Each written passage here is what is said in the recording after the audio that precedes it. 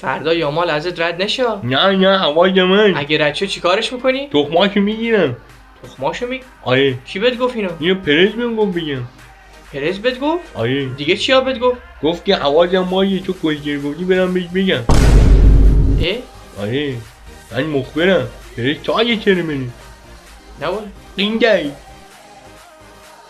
الو رئیس. الو نیکی خودتی؟ خودمم. ببین امشب میری پیش طرف دیگه خب؟ اوکی ببین حلش میکنم. انقدر بهش بده دیگه تا فردا نان نداشته باشه راه بره چه برسه به دویدن خب؟ اتفاقا دارم غذا درست میکنم میدم بخوره. خوبه آفرین.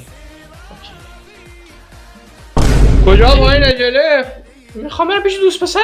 دوست پسرت کیه؟ یامال. بیا سرشو بمال. چرا عزیزم چه حرفیه داری میزنی؟ نه اون شب هیچ کس حق نداره بره من پیش باید یامال. امشب پیشش اصلا بخوابم. حق نداره گم شو خودم پیشش میخوابم یعنی میشم. چی تو برو چی خودم پیشش میخوابم. خودم غذاشو بهش میدم شاششم میگیرم آروغشم میزنه تا فردا بیا بهش بده برو بلا برو اینا. فردا امشب من نه فردا بهش بده بعد بازی یعنی چی؟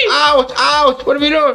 نیکی یامان نیکی نیکی و درد نیکی و پرسش پوفیوز ها؟ من اون جلو اونو گرفتم تو نکن بابا نزن این کارا نکن. نه چی کار داری میکنی؟ هیچی دارم یاد نیکی میکنم. نه نمیخوای یاد نیکی بکنی من جلو اونو گرفتم تو باید آماده بشی برای فردا گم شو برو بخواب.